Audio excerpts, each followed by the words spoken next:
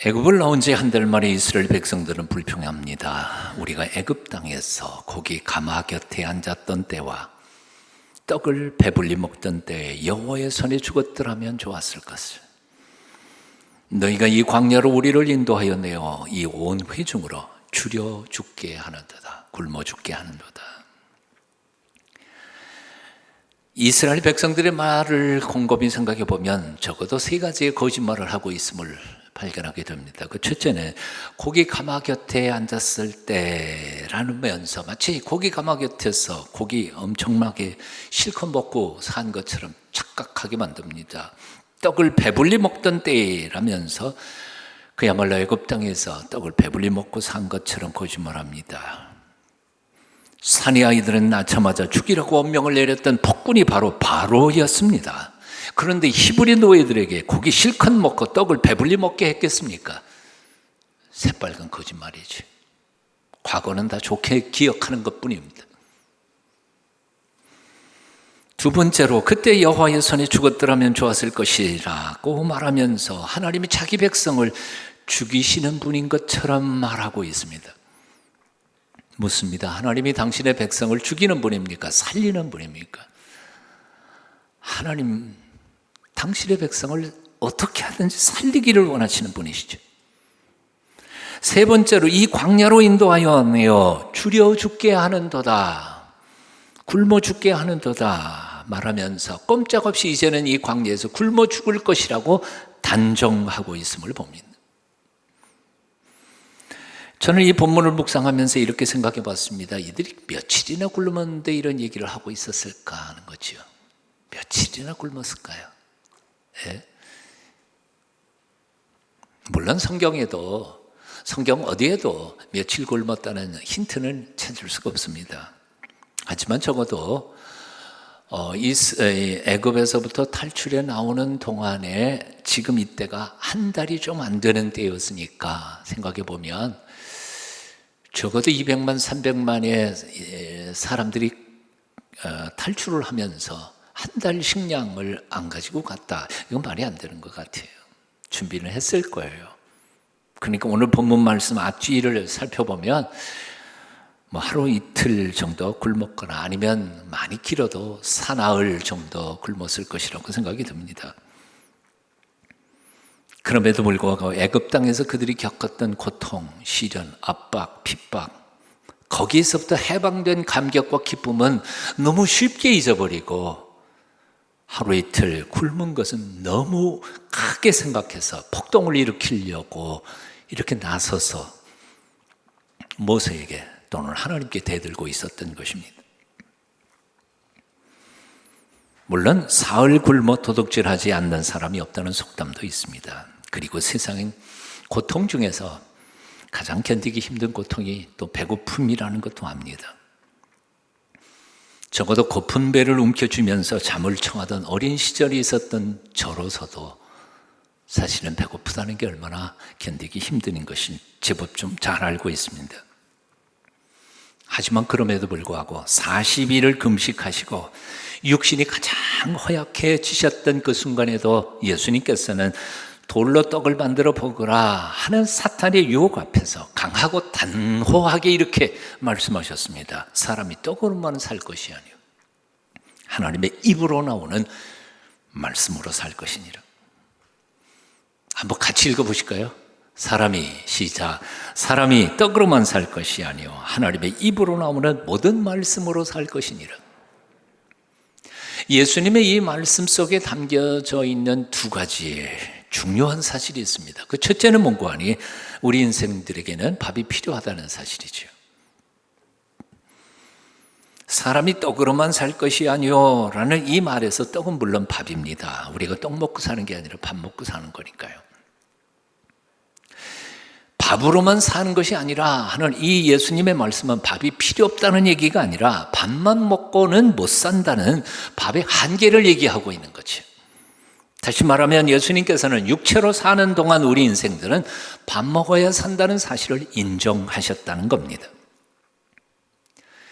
초대교회 당시의 영지주의자들은 그 이단들이었는데요. 육체는 영혼이 성숙하거나 영생을 얻는데 방해가 된다고 생각했습니다. 그래서 육체의 욕망이나 혹은 욕심은 다 더러운 것이고 악한 것이어서 부정해야 된다고 생각했습니다. 그래서 그들은 결혼도 금지했고요. 먹는 것도 할 수 있는 대로 먹지 않고 겨우 연명하도록 했습니다. 엄격한 사람들이었습니다. 자, 그러나 예수님께서는 오히려 이렇게 말씀하셨습니다.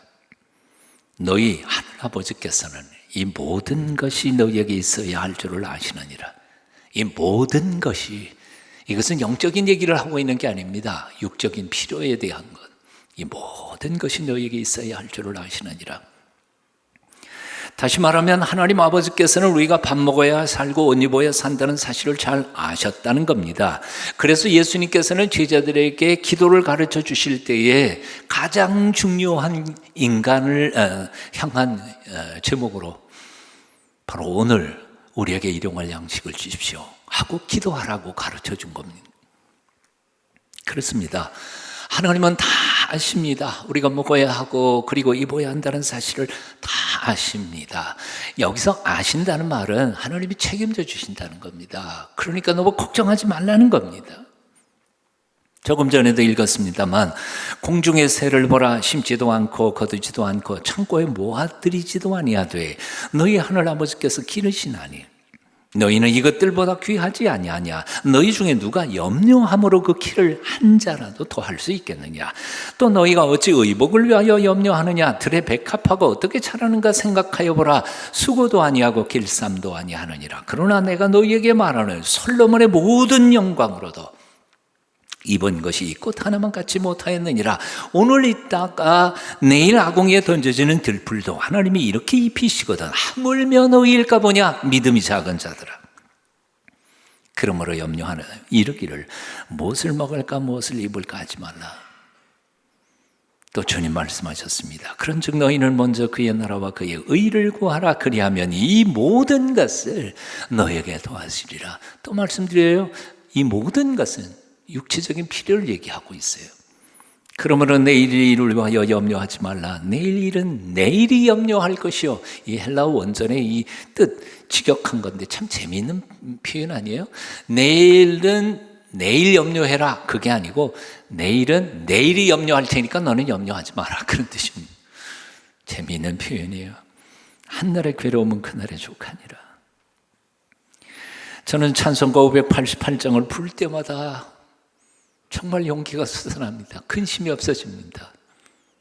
걱정이 사라집니다. 공중 나는 새를 보라. 농사하지 않으며 곡식 모아 곡간 안에 들인 것이 없어도 세상 주관하는 주님 새를 먹여주시니 너희 먹을 것을 위해 근심할 건 무엇이냐.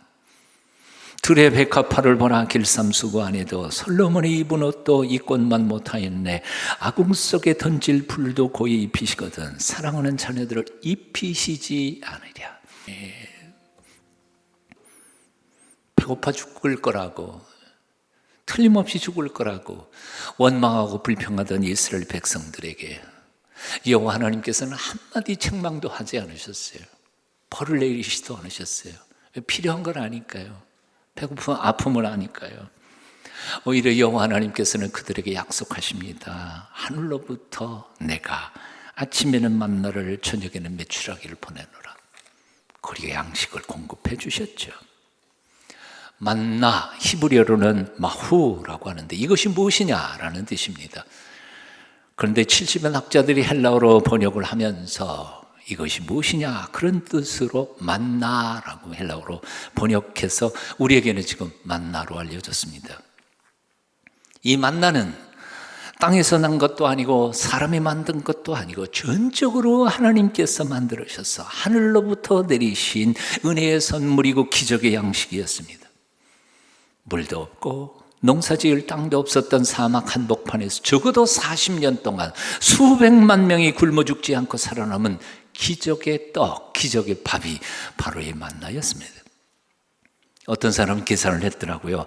하루에 한 사람이 한 오멜씩 하면 200만 명만 계산해도 하루에 4,500톤, 10톤 트럭 450대 분량의 양식이 매일 아침 부어졌다는 거죠. 여러분 상상해 가세요. 10톤 트럭 450대 분량의 떡이 하늘로부터 매일 아침 그렇게 40년을 내렸다는 거예요. 광야에서 40년간 매일 450톤 만나를 내리시며 당신의 백성을 친히 먹이신 하나님 여호와, 그 하나님이 오늘도 우리의 하나님이신 줄을 믿으십니까? 그렇다면 너무 걱정하지 마십시다. 근심하지 마십시다. 어르신들 말씀하셨던 것처럼 설마 산 입에 거미를 치겠습니까? 물론 우리가 가는 이 인생길은 광야길입니다. 그러니 왜 고생이 없겠습니까? 가끔은 굶을 때도 있겠죠. 가끔은 실패해서 망할 때도 있겠죠. 그리고 병원에 입원할 때도 있겠죠만은 설마 하나님께서 당신의 말씀대로 살아보겠다고 몸부림치고 애쓰는 자녀들을 굶겨 죽이실 리는 없지 않습니까? 아멘이시죠? 너무 근심하지 마십시다. 가난한 신학생 시절의 고훈 목사님의 일기장에 적힌 글입니다. 신학생 담임 전도사 시절 눈은 온통 땅 위에 쌓이고 쌀은 떨어지고 뗄 나무도 하나 없었다. 저녁밥을 굶고 나니 첫 아이를 갖고 배부른 아내가 가엾고 왠지 무능한 사람 같아 서글퍼졌다. 40일도 금식한다던데 눈 오고 날씨 찬데 돈 꾸러 갈 수도 없고 그렇다고 결혼 반지 팔아서 쌀 팔아 먹을 수도 없으니 한 끼 굶자 믿음으로 합의하고 찬 구들에 그냥 들어누웠다. 밤 10시가 다 되어가는데 계시 받고 온 사람처럼 집사님 한 분이 쌀 한 말과 나무를 가지고 와서 부엌에다 놓고 간다. 우리에게 오늘도 일용할 양식을 주시오니 감사하나이다. 늦은 밤 저녁상 앞에 놓고 감사 기도드리다가 기어코는 울음을 터뜨렸다. 예수 믿는 날부터 수천 번을 주님 기도를 외웠으나 이제야 그 의미를 깨달았기 때문이었다. 밥 한 그릇 얼마나 귀한 것인가. 그래서 주님은 날마다 일용할 양식 달라고 기도하라 하셨다. 빌립보서 4장 19절은 우리에게 이렇게 약속합니다. 여러분 한번 같이 읽어보실까요? 나의 하나님이 주 예수 그리스도 안에서 영광 가운데 그 풍성한 대로 너희 모든 쓸 것을 채우시리라. 한마디 한마디가 너무 보석 같지 않아요? 여러분 같이 한번 다시 더 읽어봅니다. 나의 하나님이 주 예수 그리스도 안에서 영광 가운데 그 풍성한 대로 너희 모든 쓸 것을 채우시리라. 채워주실 줄로 믿습니다. 마태복음 4장 4절에서 예수님은 밥만으로는 못 살고 하나님의 말씀으로 살 것이라고 말씀하셨습니다. 밥만으로는 못 산다. 하나님 말씀으로 산다. 청년 시절에 언젠가는 제가 사형리를 들고 나아가서 전도하다가 어떤 분에게 야유를 받았습니다. 전도하니까 예수 믿으라고. 그 양반이 야 임마 예수가 밥 먹여주냐? 그렇게 혼내더라고요. 그 자리에서 말은 못했습니다. 인생에 있어서 밥은 꼭 필요합니다. 하지만 인생의 문제를 모두 밥으로만 생각하는 사람이 있다면 정말 불쌍한 사람입니다. 어리석은 사람입니다. 미숙한 사람입니다. 왜냐하면 밥만 먹고 사는 것은 소나 돼지나 짐승의 삶이기 때문에 그렇습니다. 선진국과 후진국의 차이가 무엇입니까? 먹고 마시는 것의 차이가 아닙니다. 오히려 사는 삶의 방식과 가치관의 차이고 살아가는 삶의 모습의 차이일 뿐입니다. 밥만 잘 먹으면 잘 사는 게 아닙니다. 바로 살아야 잘 사는 거죠. 돼지는 잘 먹이고 배만 부르면 끝이지만 하나님의 형상대로 지음을 받은 우리 인생들은 밥만 먹고는 못 사는 겁니다. 하나님처럼 영적인 존재, 영원의 존재로 지어진 우리 인생들은 영이신 하나님과 매 순간 교제하면서 삶의 의미를 깨달아가면서 의미를 발견하고 영생을 바라보면서 살아가지 않는 한 뿌리 없는 화초처럼 금방 말라버리고 말 것이기 때문입니다. 그래서 예수님 말씀하신 겁니다. 사람이 떡으로만 살 것이 아니요 아버지 입으로부터 나오는 모든 말씀으로 살 것이니라. 그런데도 불구하고 사탄이라는 놈은 밥 한 끼 못 먹으면 당장 죽을 것처럼 호들갑을 떱니다. 밥만 위해서 살도록 우리를 미혹하고 세상에 먹는 것이 최고의 목적이라고 믿기에 사기치고 있습니다. 세상 다 먹자고 하는 짓이니 급하면 옳지 못한 일을 해서라도 먹고 살아야 한다고 우리를 유혹한다 그 말입니다. 그래서 보험금 타먹으려고 발목도 절단하고 아예 손가락도 자릅니다. 약자 등쳐먹고 모르는 사람들 다 속여서 사기쳐서 남의 것 빼앗아갑니다. 하지만 우리 주님은 단호하게 거절하셨습니다. 우리가 살기 위해 밥은 필요한 것이지만 그럼에도 불구하고 그의 나라와 그의 일을 먼저 구하라고 말씀하셨습니다. 아무리 배고파 죽는 한이 있어도 하나님의 백성들이 결코 해서는 안 될 일이 있다고 말씀하신 겁니다. 사람이 밥으로만이 아니라 하나님의 입으로 나오는 진리의 말씀으로 살아간다고 강조하신 것입니다.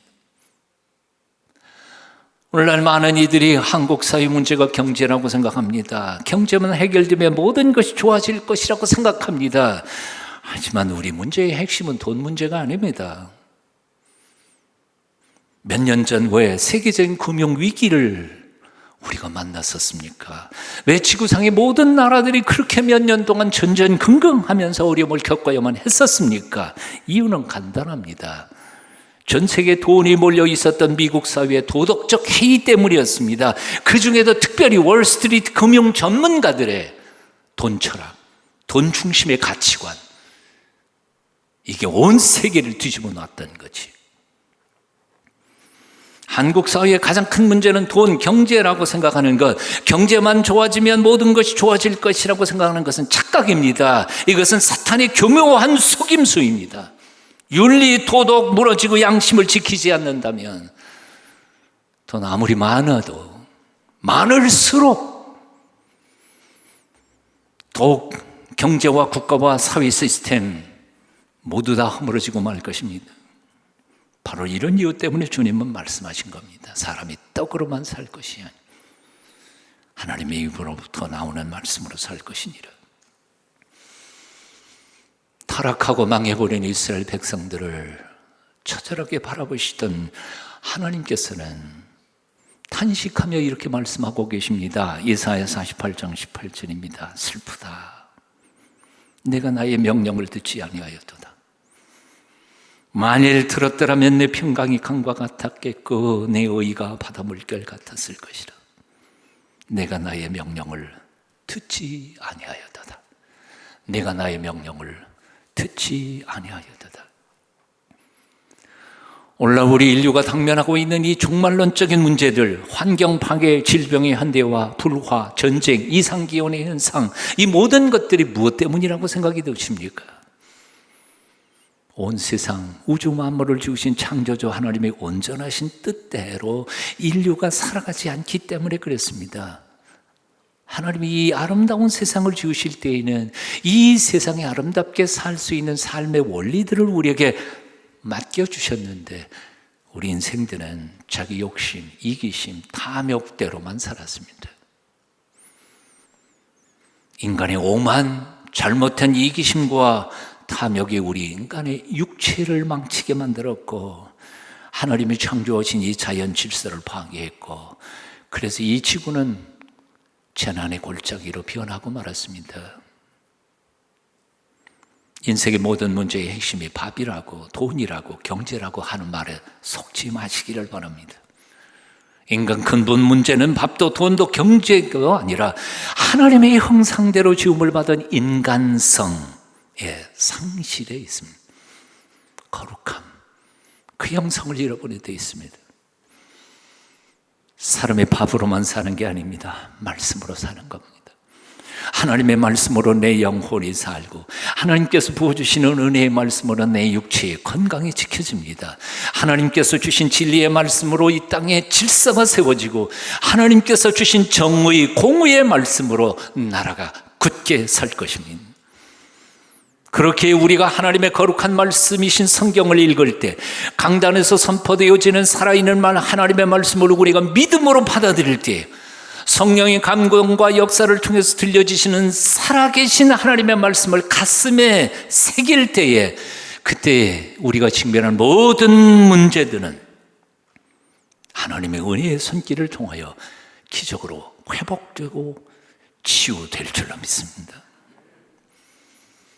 미국 28대 대통령이었던 윌슨은 1911년 5월에 어느 연설에서 다음과 같이 말했습니다. 이 나라의 운명은 우리가 성경을 얼마나 읽느냐에 달려 있습니다. 여러분이 성경 속에서 성령의 감동을 받으면 이 나라는 아무 문제가 없을 것입니다. 그러나 우리 손에서 성경이 떠나는 날, 그 날이 바로 미국의 해가 지기 시작하는 날이 될 것입니다. 요즘에 미국 상황을 아십니까? 보도를 들으시죠. 민주주의의 모델이었던 미국, 엉망입니다. 왜 이렇게 된 줄 아십니까? 지난 4년 동안 트럼프의 얄팍한 선동 때문만이었으리라고 생각하십니까? 아니요. 벌써 40-50년 전부터 크리스천들이 크리스찬의 길을 포기해버렸습니다. 말씀대로 살기를 포기해버렸습니다. 공립학교에서 성경과 십계명을 몰아냈습니다. 윌슨 대통령의 예언이 지금 미국 땅에 이루어지고 있습니다. 소아마비로 장인이었던 루즈벨트 대통령은 짬이 날 때마다 성경을 펴 읽고 암송을 했습니다. 백악관에서도 힘들고 지칠 때마다 읽고 암송했던 구절이 있습니다. 오직 강하고 극히 담대하여 나의 종 모세가 내게 명령한 그 율법을 다 지켜 행하고 우로나 좌로나 치우치지 말라. 그리하면 어디로 가든지 형통하리니 이 율법책을 내 입에서 떠나지 말게 하며 주야로 그것을 묵상하여 그 안에 기록된 대로 다 지켜 행하라. 그리하면 내 길이 평탄하게 될 것이며 내가 형통하리라. 조지 뮬러는 자기의 일기장에 이렇게 썼습니다. 내 삶에서 가장 중요한 일은 주님의 말씀을 읽으며 주님과 교제하는 것이다. 내 주된 관심사는 얼마나 많이 주님께 봉사할 수 있는가가 아니라 얼마나 더 많은 영적 양식을 주님께로부터 공급받을 수 있는가이다. 내가 하는 어떤 일보다 더 중요한 것은 주님의 말씀을 읽고 묵상하면서 주님의 위로와 격려를 받거나 때로는 경고와 책망을 받는 일이다. 왜냐하면 그분의 말씀이 없이는 나는 아무것도 할 수 없기 때문이다. 그분의 말씀이 없이는 나는 아무것도 할 수 없기 때문이다. 중국의 레랑드 왕이라고 하는 사람은 평생 3가지 원칙을 가지고 살았다고 합니다. 첫째, 어디를 가든지 성경을 가지고 간다. 둘째, 매일 아침 성경 10장을 읽는다. 셋째, 성경을 읽지 않는 날은 밥도 안 먹는다. 오늘 예배 시간에 참여하신 여러분들 중에는 굶어야 할 사람들이 한두 분이 아닐 것 같습니다. 어떤 신앙의 선배는 이렇게 말했습니다. 현명하게 되기 위하여 성경을 읽어라. 안전하게 되기 위하여 성경을 믿어라. 거룩하게 되기 위하여 성경을 실천하라. 같이 한번 읽어보실까요? 읽습니다. 현명하게 되기 위하여 성경을 읽어라. 안전하게 되기 위하여 성경을 믿어라. 거룩하게 되기 위하여 성경을 실천하라. 기도하겠습니다. 말씀의 주인이신 예수님, 밥 한 끼만 굶어도 야단하면서도 내 영혼이 굶주려 파리하게 말라가는 것도 깨닫지 못했던 허물과 죄를 용서하여 주시옵소서. 이제 주께서 주시는 말씀의 양식을 날마다 때마다 끼마다 갈급하게 구하며 풍성히 받아 먹으며 그 말씀의 능력으로 세상을 아름답게 만들어가는 하나님의 자녀들 다 되게 복 주시옵소서. 예수님 이름으로 기도합니다. 아멘.